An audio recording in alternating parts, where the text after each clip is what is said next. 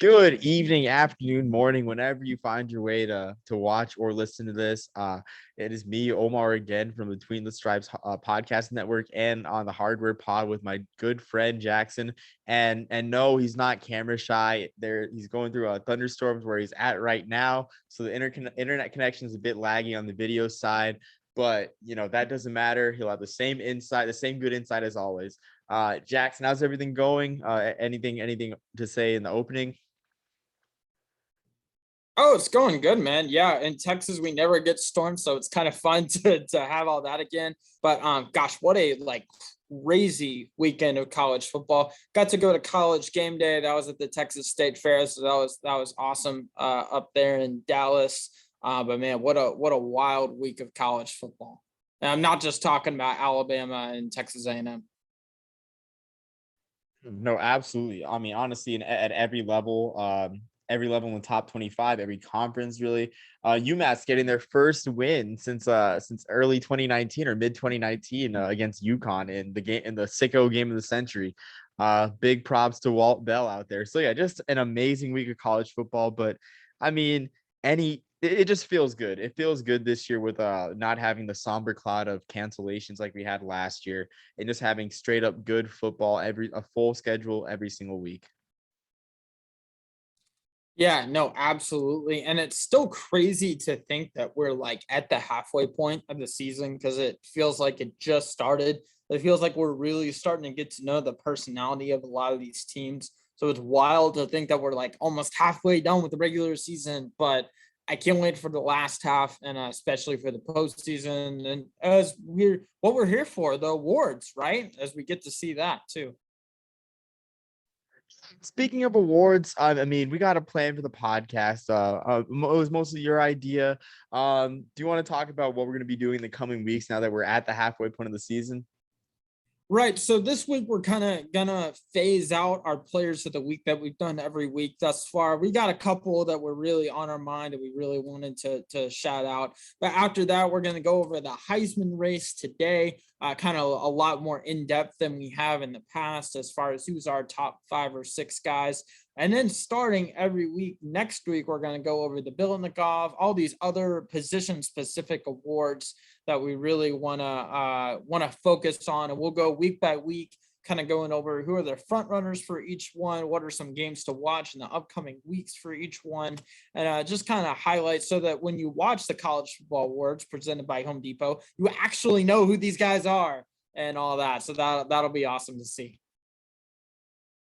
Yeah, no, I'm excited for it, and I think we're talking beforehand. We're going to look at the Biletnikoff because there are some very staggering statistics coming out of Conference USA, out of all conferences, which we'll talk about later in this podcast. But I guess Jackson, we're not going to go position by position, but what players sort of caught your eye? I guess which we'll start off with one player each. Which player caught your eye to start off with this past weekend? One that really caught my eye, and this is kind of, I think this is the first time I've done this all year, which is probably not the week to do it, but the TCU backfield in a 52-31 victory over Texas Tech. Zach Evans, TCU's first ever 5-star recruit, 17 attempts, 143 yards and 2 touchdowns. And Condre Miller, another running back from TCU, 12 attempts, 185 yards and 3 touchdowns. 5 touchdowns out of 52 points scored by that TCU backfield. Insane how they split carries. It was only 29 total carries between the two, but gosh, over 300 yards and 5 touchdowns. So that was awesome to see. Obviously, hate them doing that against my school, Texas Tech, but it was really impressive to see that TCU backfield as I was watching that game. That is a very staggering statistic to me that TCU had not had a 5-star recruit until Zach Evans, with the quality play that they've showed at times in the Big 12. So I'm highly surprised by that. But I mean, TCU has so many weapons. I just wish they would do better. Honestly, I wish their record would reflect that, because Max Duggan is one of the most underrated quarterbacks in the country. You mentioned their backfield is firing from all cylinders. I think this TCU team is a high ceiling. I just wish that they would meet that ceiling, honestly. Yeah, especially with how wide open the Big 12 is, it is disappointing to see TCU do the level of play that they have done. But I mean, right now they're sixth in the Big 12, so I don't see them coming back and going to that championship game. But I mean, they've still got Oklahoma, they've still got Baylor, OK State, all that on their schedule. So who's to say? We'll find out. Yeah, and find out we will. I'm excited for the Big 12 race, especially after what happened with the Red River Shootout. Amazing game right there. Speaking of another conference out west or southwest, I think right now the Utah program has gone through a lot. I'm gonna bury the hatchet with Utah, because frankly I'm feeling healed. But that I'm not gonna go too deep into my personal life, This is but our podcast, not your therapy session, Omar. On. But I gotta say, the player I'm gonna spotlight. This is a new nickname alert, Jackson. Cameron Bad Moon Rising for the Utah Utes went 22 of 28 for 308 yards and 3 touchdowns in Utah's first road win against USC since. Can you guess who the president was the last time Utah beat USC on the road, Jackson? I am not a history major nor a nerd, so no, I do not know who the last president was during their last one in LA. It was Woodrow Wilson. Woodrow Wilson, who, fun fact, he grew up in Augusta, and I ended up visiting his childhood home this weekend. So I mean that might have some connection to Utah beating USC in LA for the first time since 1916. But just in I'm sure that stat was in his childhood home about beating USC in LA. Yeah, I mean, staggering statistic, great win for the Utes, and they had some quarterback troubles with your boy Charlie Brewer transferring out, getting benched, but I mean, they seem to found their guy with Cameron Rising. It's just something about those long-haired quarterbacks at Utah. I know Travis Wilson used to ball out for the Utes in 2015 and 2016, or 2014 and 2015, whatever it was, but used to ball out. But something about those long-haired quarterbacks out in Salt Lake City. Yeah, man, that unfortunate that didn't work out with Charlie Brewer. It kind of makes you wonder how much of that was really Matt Rule with all his success that he had at Baylor going to the New Year's Six Bowl and all that.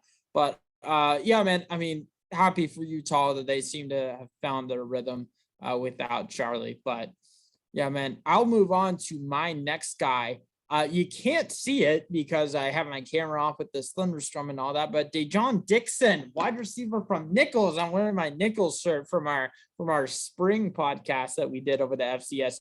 11 receptions, 171 yards, and 2 touchdowns, and a 58-48 loss versus number 11 ranked Southeastern Louisiana. He's averaging 125 yards a game and has 5 touchdowns on the year. Dixon's been absolutely killing it. Yeah, and that Southland Conference always got wide open play. I mean, this year's the year that Sam Houston left for the WAC/AQ7. There'll be a full WAC member the next season, but the play is still wide open. Our guy Cole Kelly is still putting up numbers as well. Cameron Ward and Incarnate Word.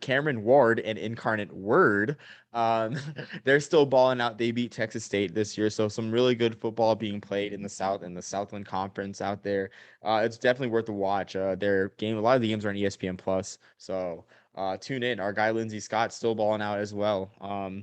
So yeah, I guess moving on to my next guy. I guess same sort of flavor, going to stay down south, but I'm going to talk about the pass tandem of Max Borton Schlager. And yes, Maryland fans, we're talking about that Max Borton Schlager, the transfer.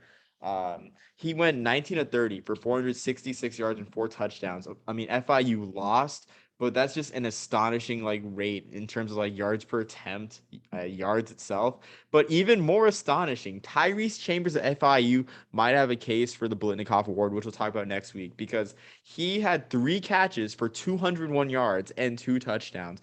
I don't think I've ever seen a receiver break 200 yards on just 3 catches. And on the year, Tyrese Chambers is averaging 33.6 yards a catch on 20 catches. Definitely put him on your Blitnikoff list, but just so impressive for FIU. And just like TCU, FIU's got plenty of weapons. I mean, Borton Schlager is coming to his own finally as a passer. Of course, Tyrese Chambers catching the ball well, but they also have Devontae Price, one of the best running backs in the group of 5 and more underrated backs in the country. Like last year, FIU, I think they went 0-5, but The pass offense averaged, I think, around 120 yards per game. So you knew it was going to be Devontae Price on first, second, and third down, but teams just could not stop it. So just a lot of weapons out there in Miami, but it's just not a lot of success, and it's kind of disappointing for the Panthers. It's really unfortunate that we don't have something like NFL's next gen stats for the college level, or at least for schools like FIU. I would really love to know how many of those yards are after contact or yak yards in particular. Because gosh, that is an insane stat. And with that many receptions, those aren't where you can have a couple, a couple 80-yard catch and runs and it pads your stats with that. No, that is like a legit average where he's a legitimate threat every time he's targeted. Gosh, it's just an insane number off of 20 plus catches. Yeah, and pulling up Chambers amazing stats. We're gonna talk about it more next week as well for Blitnikoff. But yeah, pulling up Devontae Price's stats too, talking about next gen stats. I'd love to see his I guess because there's efficiency rate, which is the percentage of efficiency rate, which is a percentage of runs that are beyond 5 yards 5 yards or more for running backs. Price is averaging 6 yards a carry on 338 career carries. So Price is a highly efficient back. Um, but yeah, just not a lot of success for FIU, but just astonishing statistics from Borton Schlager and Chambers, honestly. I kind of want to watch FIU now, especially their game against Western Kentucky, because we know Bailey Zappi can throw the ball around the yard, which is next week, October 23rd. So mark that on your calendar as a key game. Absolutely. That's definitely going to be something to watch. Let's see. Moving on into kind of our next portion. Was that your last guy though? Did you have anyone else that you kind of wanted to shout out on there? No, just those three guys. Yeah. I mean, also too, Howard on Friday night. They had the first night game at Green Stadium, which has been around since 1925, I believe. First night game ever for Howard there. 28-0 win over Morgan State to kick off MEAC play. Their wide receiver, his name's escaping me right now. Let me look, but they had an outstanding performance at wide receiver from. Just give me a second here. Because I did watch the game live. Did they do anything special for it? Because that's insane that they had never had a night game there before. Yeah, it was just televised on ESPNU with their television deal. But Antoine Murray, 4 catches, 171 yards, and a touchdown. He had a 97-yard touchdown to kick off the scoring for Howard. Just an electric game from him. So that's my last guy before we segue into our next topic. Yeah, well, we'll go ahead and like we mentioned earlier, this man week we've off on the table, but we'll go through pretty much as many awards as we can get to throughout the rest of the season and get you prepared to see who what the connections are with all those. But let's see. Do you want to go? What do you want to do? Yeah, well, I'm sorry. Can you repeat some of that because you kind of broke out a little bit? Yeah, do you want to go first? It looks like my connection's a little bit unstable. You want to go ahead and go with your Heisman watch list, and then of why. Yeah, no. So yeah, I'll go with my Heisman sort of top 5. Jackson, until the connection issues get resolved. Yeah. So my top 5, honestly, I have a 1A and 1B in terms of my Heisman race. My 1A right now is Kenneth Walker. 1B still is Bryce Young. Because his numbers are great. Bryce Young's numbers are great, and the loss against Texas A&M was through no fault of his own. He doesn't play defense. It's not his fault that Bama allowed 41 points to A&M. So Bryce Young has outstanding stats. And an interesting thing I saw about Matt Corral, while Matt Corral is lighting it up and we love him, like he's exciting, he's electric, the stats aren't really in his favor as much as people think. Like he's not in the top 20 in yards or touchdowns. Which I found super interesting. That might be just due to like him being taken out of the game early in the season with Ole Miss up big. That might be it. But yeah, so Matt Corral is probably lower in my list. My number 2 is Desmond Ritter, and I think his stock is rising as the playoff talk for Cincinnati continues. So I got Desmond Ritter close to my 1A and 1B, and Kenneth Walker and excuse me, and Bryce Young, and more on Kenneth Walker. Kenneth Walker had another 200-yard game against Rutgers, and he had pretty much a Heisman moment, a 94-yard run against Rutgers where he broke a bunch of tackles and ended up shaking the hand of Jalen Naylor, shaking Naylor's hand towards the end of the run. So electric moment from Kenneth Walker. Going back to my list, I'd have at that number 3 spot, yes, Matt Corral, but his stock, I think it's continuing to drop. I mean, the Alabama game's hard to ignore if we're being honest. So that's my number 3 guy. Or yeah, number 3 guy. And then 4, which would in terms be my 5th guy. It's kind of tough, but I think I might go CJ Stroud. I know you're liking CJ Stroud a lot, and Ohio State's starting to come into their own, but part of me feels like the Heisman voters will sort of do something different this year. Like, cause I mean, all the guys that are on the Blue Bloods are, they're doing great, but this doesn't seem like a year for Blue Bloods, honestly. So, and plus all the teams that are ranked high, like Iowa doesn't have a Heisman candidate. Who else? Trying to think of who else doesn't have like an astonishing Georgia. like Heisman. Georgia, yeah, Georgia does have a Heisman candidate as well. They're having like I wouldn't say quarterback troubles, but they got 2 quarterbacks, so like that's the Heisman's a quarterback award. And running the ball too, their running backs aren't putting astonishing numbers. They're still like Georgia's still playing Georgia football, but it's more of a team effort. So that's my take in the Heisman race and what I hope the voters do. Yeah, no, I agree. I hope they don't go for a team effort like that. And you're right, it is kind of a slow year for the Blue Bloods outside of Bryce Young. But our list, it's crazy. Our lists are pretty different in all honesty. I've got Desmond Ritter as my first spot. His Heisman moment, I mean, unquestionably against Notre Dame when he had 2 touchdowns, just short of 300 yards, 19 for 32 against Notre Dame. And he's matured so much since last year. It seems like he really learned from that Peach Bowl loss. He's a perfectionist. His only real challenge left is week 12 versus SMU. So I'd love to see him finish strong.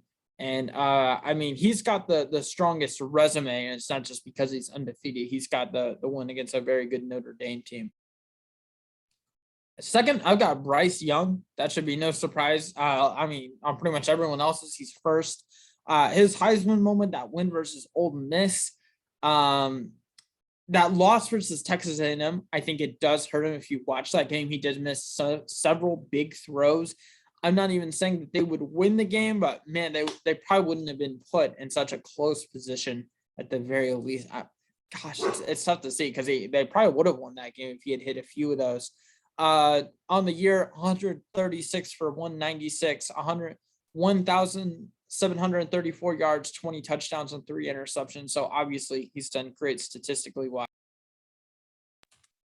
Next, I'm going to go with Kenneth Walker. Obviously running back from Michigan State. He's your first guy. His Heisman moment, it's yet to happen, but he's got so much opportunity. They're undefeated. He's still got number 8 Michigan. He's got number 6 Ohio State, number 7 Penn State. Like, I think his Heisman moment is going to be one against one of those. Like, he's got 3 top 10. Omar, you are making so many faces. What's up, Bro? The 94-yard run. Did you not see that run? I know it's Rutgers, but it was a 94-yard run. He broke like 3 tackles. Yes, but imagine if he has an 80-yard run versus Ohio State. Like that is going to be your. Oh, okay. Lamar Jackson's Heisman Okay. versus Syracuse. Like, yes, I understand that, but Debatable. Virginia. I'd say the Virginia comeback. Okay. Noon on ABC. Okay, I fair remember watching that one. Yeah, fair enough. But okay, I got you. Sorry to interrupt, Ben, but No, you're good. The 94-yard run was awesome. Like, don't get me wrong, but just I mean, that's all I'm saying. So, man, I just want to see him pop off and go for like 200 yards versus Ohio State or Penn State or something like that. Next, I'm gonna go with CJ Stroud. Kind of for the same reason I'm going with Kenneth Walker. He's still got several really big games ahead of him. He's got Penn State at home, Michigan State at home, and on the road at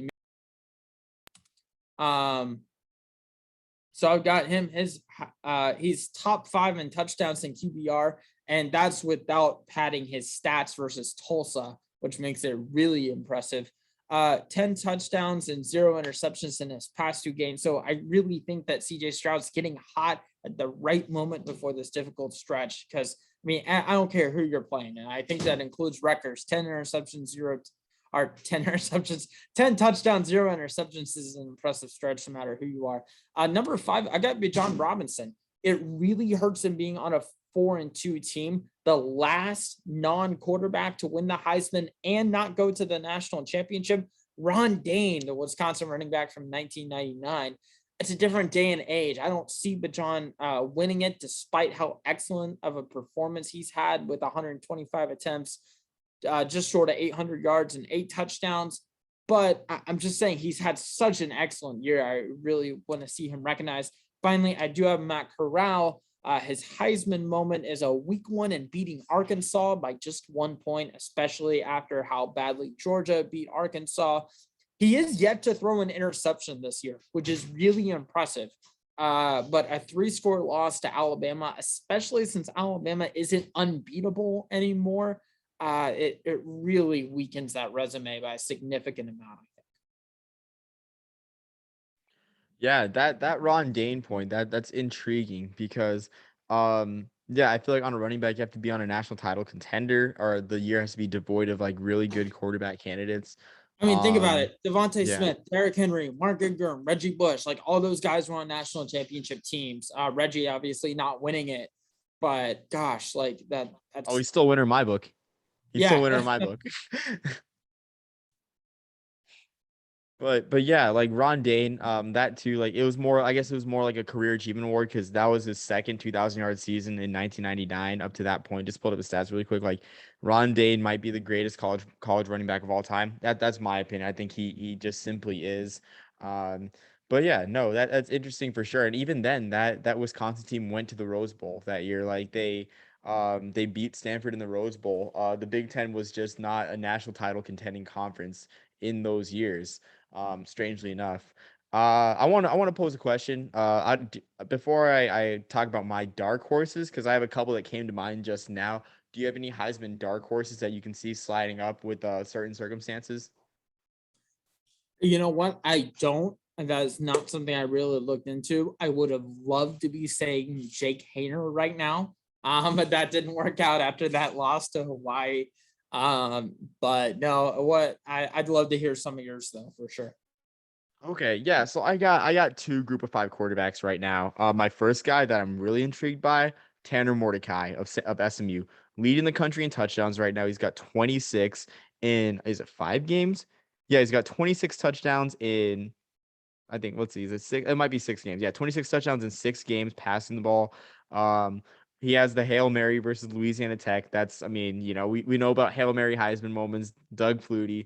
And plus he has a game against Cincinnati. He might not only have 1 game against Cincinnati, he might have 2 with a conference championship game. And I gotta say, like SMU, with 2 wins over Cincinnati, like that's an impressive resume. Is it a playoff resume?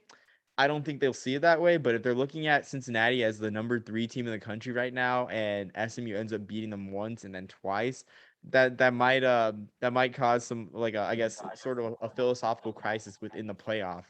But so Chaos Mordecai is, is what that'll yeah, cause. Not a yeah, philosophical debate. That's gonna bring chaos, which will be awesome. That's what we love in college football, right? Yeah, man. If he goes head to head with Desmond, or let me start off with saying this: if he keeps that rate up and then goes and beats Desmond Ritter with that, gosh, that would be incredible.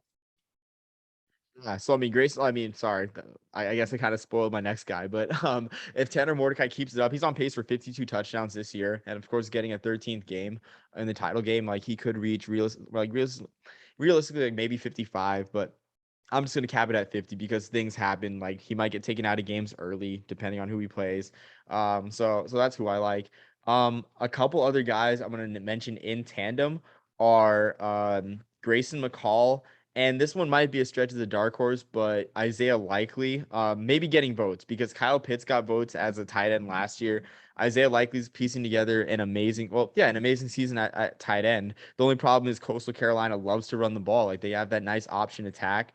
McCall has 14 touchdowns and 1 pick for 1,478 yards passing the ball, 82 rushing yards and 2 touchdowns. It's just the efficiency and the lack of mistakes that he makes at quarterback that makes McCall, I think, an attractive option on a Coastal Carolina team for me. I anticipate him being top 10, honestly, in terms of votes.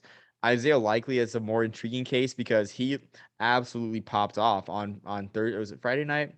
On Thursday night against Arkansas State with 232 yards and 4 touchdowns from the tight end position.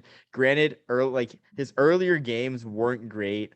He had only 95 yards against ULM, held to 1 catch against Buffalo for 6 yards, 40 yards against Kansas. But if Likely gets, if he continues that production, gets a couple more 200-yard games, I can see Isaiah Likely getting votes, honestly, on a 12-0 Coastal team. Yeah, I think your Grayson McCall point is probably a little bit more realistic just because there's so much NFL talk around him. Kyle Pitts was like a generational tight end. Like he was the highest drafted tight end ever, and for a good reason.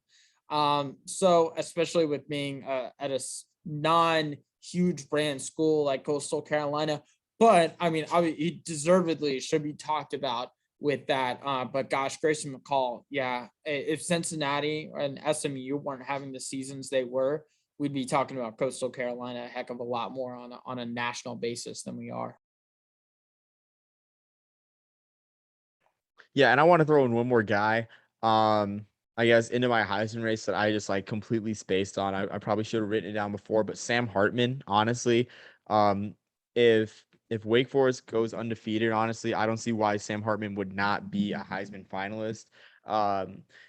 He's 20th in yards. It's like sort of the same deal with Matt Corral, really, which is why I think Wake Forest would need to be undefeated for Hartman to be considered because he's 20th in yards right now. He's tied for 11th in touchdowns.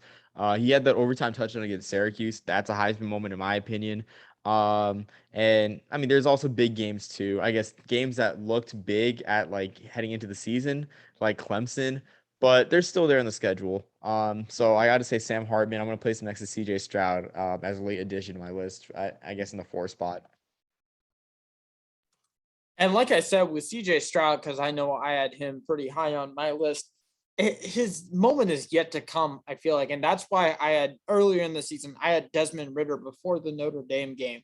Like, I think like 3rd on my list for that very reason, because I think CJ has the potential to have an incredible Heisman moment. I don't want to put him at like 7 right now and then jump him all the way to 4. So probably not deservedly at 4. I probably should put BJ Robinson there at 4 if I'm going off of what they've already done. I really think CJ is going to have one of those moments in one of these upcoming games. And it doesn't hurt that he's at Ohio State, a blue blood school that everyone loves to pay a lot of attention to. So.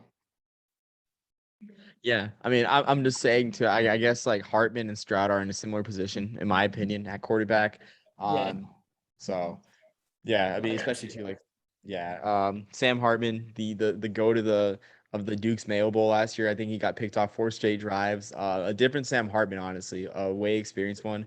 Yeah, it'll be interesting to see. I don't think Wake Forest has had a Heisman vote, has had a player receive Heisman votes ever, or at least since the 60s, because they hadn't had a quarterback start an NFL game since the 60s and Norm Snead. And the guy that broke that streak was Kendall Hinton in the infamous emergency quarterback bowl for the Broncos. So not much of a Heisman or quarterback pedigree from Wake Forest. You know what? As far as the Heisman thing, I think you're right. I do think you might be wrong on that last quarterback to start an NFL game. But we'll get into that a little bit later. So I don't want to spoil it. Oh, I remember the tweet like pretty clear. Like someone tweeted it out. And I'm looking up right now. Oh, sure. You know what? I think I actually am wrong. Never mind. But one played a pretty good bit in a particular game. So Yeah, last week quarterback. Oh yeah, shoot. I think Oh yeah, John Wolford, but he Yeah. came after Kendall Hinton. So Kendall Hinton started a game before John Wolford, believe it or not. Oh So shoot, that's that's right. what it That's was. why I'm Yeah. thinking that. Okay. Yeah, that's right. Arizona Hot Shots alum John Wolford. Gotcha. Okay, cool. Yeah. Do you want to move on to games of the week that you're looking at right now? Yeah, we'll do that. I'll start with my first game of the week. I'm gonna go with the Friday night game, San Diego State at San Jose State. This isn't the 2021 or the 2020 San Jose State team. This is a team who's 3-3. 5 of their 6 remaining opponents have winning records. If San Jose State doesn't win this game, their chances are pretty high of going from a Mountain West Conference champion to not going to a bowl game at all in the span of a year. They really have a chance to, on national TV, it's broadcast on the CBS Sports Network that night. They can upset a ranked team at home at night on homecoming of all things. They have plenty of talent with Tyler Nevins and Derek Deese. I really want to see them get this done. I think if they can win this game, they'll definitely go to a bowl. I think they can finish out. But man, if you drop to 3-4 and your opponents are pretty good from here on out, gosh, it's going to be tough to see. So I'm really hoping San Jose State can pull this off on their homecoming. Absolutely. And San Jose State has a history of upsetting Fresno State, or sorry, they're not playing Fresno State this week, but they have a history of upsets. They played Fresno State in 2013 and ruined their BCS bowl chances, upsetting them 62-52. So really anything's possible for the Spartans. They'll have to stop Greg Bell. That is the X factor right there. Like Greg Bell is one of the best backs in the country. Maybe he'll sneak up in the Heisman talks if San Diego State ends up going 12-0. Like, wow, geez, like we say that, like there are literally so many great group of 5 teams. Like it blows my mind how crowded the group of 5 race is. And literally in any other year, like you insert these teams in and like they're the front runner for the New Year's Six. Like it really blows my mind like how much great group of 5 football. And it's always, and you know, actually it's always great group of 5 football too, but it's just the conversation's so crowded. Like San Diego State too, man. Like I forgot about it, frankly. But yeah, definitely a Yeah, good no, game. there is. Yeah, So much depth at that. It's not top heavy. The margin between Cincinnati and SMU and Coastal Carolina and that next tier, a group of 5 teams, is not as wide as we're making it out to be. Yeah, it is such a small gap, and our friend of the podcast, Rich Walt, is calling that game as that is the landmark Mountain West game of the week. So tune in on a Friday night. I know I will after I Must watch watch Colgate TV, Cornell. people. So watch Colgate Cornell on Friday first at Shulkoff Stadium, and then after that, forget Clemson Syracuse. After that, watch San Diego San Jose State. That's all I'm gonna say. So for my game of the week too, I guess I sort of spoiled the first one on Friday night, Colgate versus Cornell, but also too Montana State versus Weber State at 10 on ESPNU. So if you have 2 screens, get that one going on too. That is a second Big Sky game to be played on national television. You had the barn burner between Montana and Eastern Washington. That was a couple weeks ago with Eric Barrier going off again. Eric Barrier, the front runner for the Walter Payton Trophy. We talked about him in the spring. But Montana State is 5-1. Weber State, they were ranked pretty highly in the spring. I think they went to the playoffs as well, but they're struggling this year at 2-3. But the Big Sky, I mean, just great football being played there, great programs, and this one should be a high scoring game. Out there, out west in Ogden, Utah. So 10 p.m. on Friday night. Montana State, Weber State, alongside like definitely a 2-screen type of night for you guys out there. Yeah, man, we're definitely gonna have to see that, and lots of great Friday football. It's not just Clemson, Syracuse, as you said. There's a lot of great Friday football this week. I'm gonna go with I think you're gonna be proud of this one. Alabama State at Jackson State. The winner more than likely wins the SWAC East and goes to the SWAC Conference Championship later on this year. For Alabama State, they've had so many woes on offense. They've only got one receiver with more than one touchdown. Jackson State, with their defensive-minded head coach and Deion Sanders, they're only allowing 210 yards per game and 13 points per game.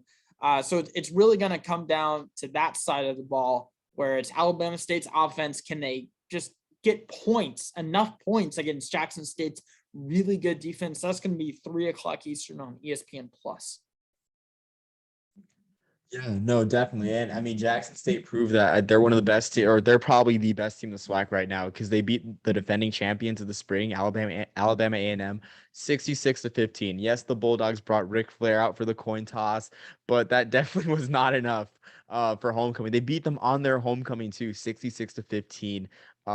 Coach Sanders is really building something special out there in Jackson, Mississippi, and this would be their first bowl game, I think, since the 1971 Azalea Bowl. So two bowl droughts being quenched at the Celebration Bowl. Hopefully, I don't want to jinx it with Norfolk State, but yeah. So definitely a great game out there in the SWAC for sure. Looking at it here, looking at the schedule here, the schedule's kind of lean of a lot of sort of ranked versus ranked matchups. I mean, you got Kentucky, Georgia, of course, but there's a lot of good games for bowl eligibility and conference positioning. On FS2, 3:30, my next game, we have Wyoming versus Fresno State, and I'm a bit iffy on Wyoming as a team because yes, they started 4-0, but among those four wins was a close win against Montana State, close win against Northern Illinois, a game where they actually blew a 20+ point lead to Northern Illinois. I think it was actually a 27-point lead they blew. Looking at the box score. Yeah, they blew a 26-point lead to Northern Illinois in that one. They beat Ball State pretty handily. They barely beat Yukon. That was a pretty well-known flub for Wyoming. So I'm not really sure what to make of the Wyoming Cowboys. They have Fresno State, a team that is now out of the New Year's Six race, but still in prime position. Well, yeah, in prime position if they end up beating San Diego State for the Mountain West division. So a very interesting game there for Mountain West positioning for sure. Just guys to watch out. Sean Chambers seems like he's struggled to put together a healthy season, but the man is a great runner, throws the ball well, and those Wyoming teams coached by Craig Bull, they have that nice downhill running game. They use fullback still. They have a nice quarterback run game, and it's a really good contrast of styles. No, absolutely. That's going to be fun to watch. You said it's 3:30 Eastern on FS2. Yeah, 3:30 Eastern on FS2. Surprisingly, FS2 is getting games, but the Fox is so much content, really. No, they really do. My next game is also in that 3:30 Eastern window. I've got BYU at Baylor. For Baylor, they had a bad loss in Boone Pickens to Oklahoma State a couple weeks ago. They really have a chance to have a statement non-conference win at home. They have Texas and Oklahoma at home this year, so they have a chance to set themselves up for a New Year's Six Bowl, if not a Big 12 championship with a win like this. For BYU, only one team with a winning record is remaining on their schedule after this. So if they can win out, they have an argument for a New Year's Six Bowl, especially considering they're already ranked. And if they don't go to a New Year's Six Bowl, it's a pretty steep drop off to the Independence Bowl. Yeah, and I'm glad you mentioned that because I did write about that last week. But I think BYU, for all intents and purposes, is out of the New Year's Six conversation. I think it's undefeated or nothing when you're an independent like BYU. And yes, they had a bunch of Power Five wins, or they would have a bunch of Power Five wins. But the best Power Five win that they would have would be against this Baylor squad. Or if you look down the road, I guess USC, honestly, or even Virginia, which aren't really solid wins. Like if you're looking at a team that plays a regular group of five conference schedule. So I think for all intents and purposes right now, just pencil them in the Independence Bowl against UTSA, which UTSA could end up in that game at 13-0. I don't want to jinx it. I'm just pretend I didn't say that, but that would be probably one of the best bowl, the best non New Year's Six bowl of the bowl season. No, definitely that would be, and yeah, you're right. It is kind of undefeated or nothing. And don't get me wrong, this Baylor loss or a loss to Baylor rather would definitely set them out of any New Year's Six conversation. I'm just saying, if the rest of the Power Five kind of eats themselves up, then we could see BYU sneak in there, but it is unlikely.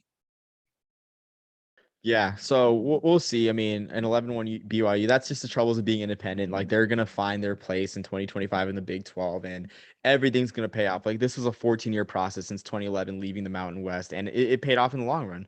I'm sure they're laughing right now at every Mountain West team that they're with except for TCU. But they have the last laugh right now. On to my next game, gonna go a completely different spectrum, but we got an in-state rivalry in the Granite State, Dartmouth versus New Hampshire. Dartmouth at 4-0. Dartmouth is the class, the Ivy League, the past 2 years. In the past 2 years, they've gone, I believe, 18-2 or 17-3. They won a share of the Ivy League title in 2019. They had that game against Princeton where they dominated Yankee Stadium, a game I was in attendance for. They played New Hampshire of the CAA. And of course, the CAA is the best conference out east, probably the second or third best conference in the FCS. New Hampshire's at 3-2. And Dartmouth has one of the most interesting offensive systems in the country. And I'm not just saying that because they're an Ivy League team, but they run a legitimate 2 quarterback system. And they did that in 2019 as well. They have their pocket passing quarterback, Derek Kyler, who has 632 yards and 7 touchdowns and not a single pick. Doesn't make many mistakes for his career. He's got 32 touchdowns and 5 picks. Just a great passer. But they also have their running quarterback too, in Nick Howard, who I believe is a freshman. As it's loading right now, my internet shows, he's a junior. Excuse me, he's a junior, but he's only thrown 7 passes on the year. But running the ball, he has 49 carries for 351 yards and 6 touchdowns. They did the same thing in 2019. They had Jared Gerbino, their great running quarterback. One might even say the Tim Tebow of the woods of New Hampshire. But But I might, no, that's how he played. He was a big guy, a big quarterback who had a great who had a great inside running ability. But this 2 quarterback system it works. Like, I mean, you hear the adage, if you have 2 quarterbacks, you have none.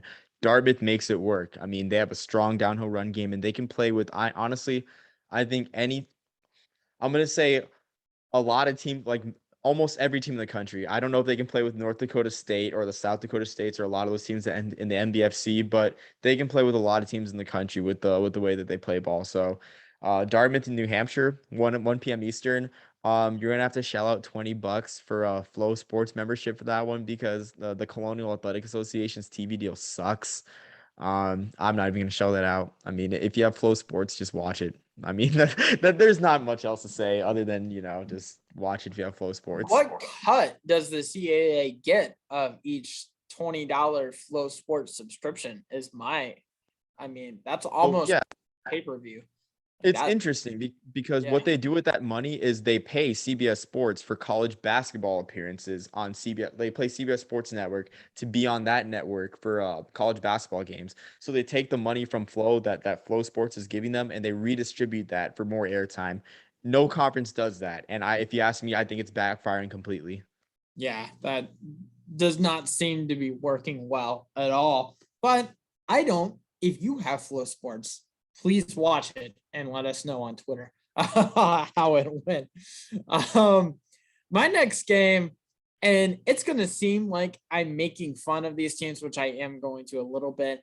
I'm really not. I want to see one of these teams step up and win this game. I'm going with Arizona at Colorado. Arizona yet to win a game. Their last reception was by Rob for the same game. Colorado yet to have a game with over 14 points or a game with over 8 passing yards, and they're to get a win versus an FBS squad. Neither one of these teams are going to a bowl. I really want to see one of these teams step up. There's no cupcake games left for either of them. It's both teams' easiest shot left at a win. Someone has to win this game. I really am hoping one of them just goes and does it right, preferably Colorado since they're the home team, but I don't want Arizona to go 0-12. Someone win this, someone statement. I mean, that's a sicko game, Jackson, and we love the sicko games. But it's surprising that we're grouping Colorado in that category because they had that strong performance against Texas A&M. Yeah, and it's just falling apart. 1-4. They don't really have besides this game, they don't really have a one where I think Colorado can win that one. There's no games like that left on the schedule. This is it. And hopefully they do win a couple of those, but I'm just saying it's very possible we see them go 1-11 and maybe 2-10. I think at best you're looking at 3-9. So I'm just really hoping one of these teams to step up. I hate this for Arizona. It was not that long ago that they were competitive. Colorado, golly, it was like 2 years ago, not even, that we were watching them. Didn't they get that? Was it like a Saturday night football slot or something like that? They got a couple prestigious games with Chenault and all that. That really got it going. But gosh, man, I just want to see someone step it up.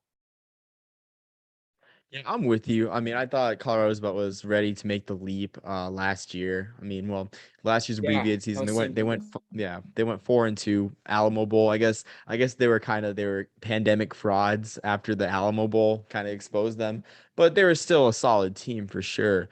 I hope they figure it out too, because Colorado, they had their run in the late 80s, early 90s. They established themselves as a power, and they've been yet to get back to that for a while now. Um, Geez, I guess going in a way different direction. I'm going with the in-state rivalry this weekend, a historic one, Yale versus Yukon, and this is a chance for Yale to win the Ivy League, their first game against a FBS opponent since 2014. And you know who they played the last time Yale beat FBS school? They played Army at the Yale Bowl, celebrating the Yale Bowl's 100th anniversary. A game that still gives me tremors at this time, like still thinking about it. Army losing in double overtime. I hear the name Tyler Varga and I brace. I brace as if I'm getting run over by Tyler Varga. But that's neither here nor there. Yale comes in at 2-2. Of course, they lost to Holy Cross.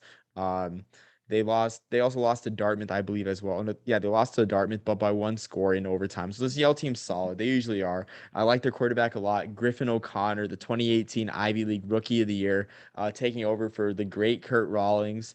This year he's got 6 touchdowns and 1 pick, 868 yards. He also threw a pass. He also threw a nifty reverse pass in the Harvard Yale game I went to in 2019. So he's got a special place in my heart.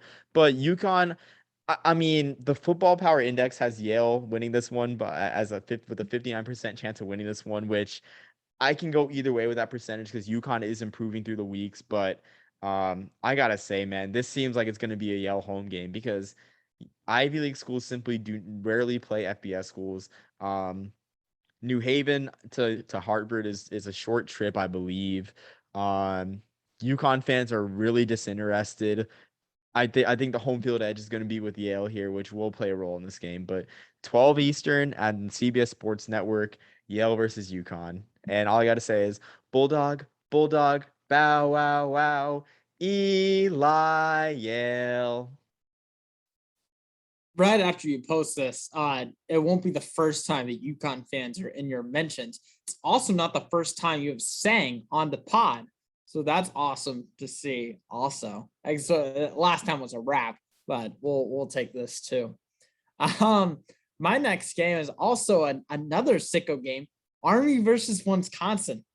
Army, their last win versus a Power 5 school, October 29, 2016 versus Wake Forest. Ahmad Bradshaw and company got the victory over, cue the NFL Films music, the Los Angeles Rams quarterback John Wolford. Trivia time. Do you know who John Wolford had more yards against? 2016 versus Army, 2020 week 17 versus the Arizona Cardinals. Against Army. No, actually against the Cardinals. He had 220 yards against Army as well as 3 picks, only 231 yards and 1 interception versus Arizona. Speaks highly of an Army defense that gave up scores on 90% of red zone trips that year. Wisconsin, they have outscored unranked opponents 58-7 so far this year. I think they stay on that pace this week. Man, you always do this, Jackson. I'm gonna fact check you. I'm gonna fact check you and upstage you on your own bit. The last Power 5 win. So the last Power 5 win you were in the stands for, Jackson. It was when we beat Daniel Jones of Duke at home. How could you forget that? Oh shoot, that's right. Darn it, you're right. Come on, man. Oh Come on, man. man. Google failed me on that one. That's on me. Serves you right. No, serves you right with this bit. This is not a sickos game. Man, I did all my research except for that. I didn't look thoroughly. Damn it! How did I miss that? That is not a sickos game. I'm just gonna leave it at that. and I'm on edge for that one, really. So I'm gonna talk about something else. My last game, actually, a big game in the SoCon here. We got VMI versus Mercer. Mercer at 4-1. Mercer was prime. They were so close to their first playoff berth in the FCS playoffs last year. They would have gotten the at-large nod, but they lost in the final week of the season. I think was it to Citadel they lost to. But it was an upset loss in the final week of the season. So they missed out on the playoffs. This year they're 4-1. I'm not sure if you remember Fred Payton. He started a game last year for Coastal Carolina. I think it was the App State game when Grayson Mccall was injured. Or no, it might have been Georgia Southern. It was the Georgia Southern game, I think, when Grayson McCall was injured and performed well. Fred Payton's having a nice year this year, 6 touchdowns, 3 picks. Just a huge game in the SoCon. And in the SoCon, East Tennessee State is looking really good. They're 6-0. They look to be getting a high seed this year in the playoffs. But this game might be an elimination game for an at-large bid, especially for VMI sitting at 4-2, a VMI team that we talked about a lot in the spring. They haven't struggled, but they haven't looked like the same VMI team. Seth Morgan's throwing the ball very well, but Jacob Harris, he's averaging only 6 catches a game, only has 367 yards. Not the Jacob Harris of the spring that we gushed over. So VMI Mercer, ESPN Plus, 4 p.m. Eastern, and I don't know if I play my cards right, I might make the trip down to Macon, Georgia for that one. I mean, that's a solid game. No, it is. What network again can you see that on? ESPN Plus. Okay, that's right. That's right. Okay, nice. Well, yeah, that'll be easy to see. And guys, if you don't have ESPN Plus, gosh, it's like a really cheap subscription and you get like dozens upon dozens of games. If you're remotely interested in FCS football, pretty much every FCS game, at least during the regular season, is going to be on ESPN Plus too. So definitely worth it. Definitely worth that subscription. It's just right there on the ESPN app too. You can watch it on, Roku, Fire Stick, your phone, whatever you want on there. So not an ad for ESPN Plus, but just showing a lot more accessible and affordable than Flow Sports, that's for sure. So get the CAA on the ESPN Plus, and maybe people will watch it. So yeah, man. Well, that's pretty much all I've got this week. Anything else before we hop off? No, just another solid week of college football for sure. Oh yeah. There'll be great games all around. I'm excited for it. The Friday slate is the most loaded Friday slate I think I've seen aside from Black Friday. 6 games. There are 6 games on Friday night. There's something for everyone. There's Ivy League and Patriot League. There's Mountain West. I think there's Sun Belt too. Literally there's everything. There's even Big Sky, like we mentioned. Of course we have ranked teams playing too. We got Oregon playing California. Literally so much football on Friday that it blows my mind. Saturday afternoon, you're probably going to be watching Kentucky, Georgia, right? I can't imagine you watching anything else. So I'm a purist, so I watch the ABC games. There's nothing like 3:30 on ABC with the Big Ten. That just seems like that's an even more traditional slot than SEC and ABC. The SEC slot on CBS, because if you look back to it, like the Big Ten's been playing on ABC since like the mid '60s, man. Like that's a just very fair point. I am excited for the SEC contract to move over to ABC and the whole Disney family of networks. I will say I will miss having the live all 22 that CBS does online, because that is awesome to watch. And plus you don't have to listen to Gary Danielson too. So that's always a plus. That when CBS has that for every SEC on CBS game that they have, but we'll miss that once that goes. And hey, hopefully ESPN starts doing it for more than outside the college football playoff games. That would be really cool to see, because that's something I know I really enjoy watching. So yeah, man. Well, that's about it. I will say, hear me out on this one. All right. So Georgia is going to be Kentucky. That's not really a debate. Georgia loses to Florida and then goes on the road to Tennessee, loses there. We get the tiebreaker. Kentucky will have lost to Georgia. If they can lose to Mississippi State and then either Tennessee or Vandy, Florida goes to the conference championship, obviously beats Alabama in that rematch, then goes to the playoff. We get our first 2-loss playoff team. Realistic enough? Should I put a parlay on it? I think you should stretch because you've been doing a lot of mental gymnastics, Jackson. I think that's what you should do. I'm just trying to like play out this scenario because if there's a chance, you're telling me there's a chance, then we go for it. So I have that philosophy with Florida winning the SEC championship. You have that philosophy in your love life, so it all evens out. So, Ouch. That's all I would say. Ouch. On that note, I think I'm gonna cry myself to sleep. Peace, love, and soul, everyone.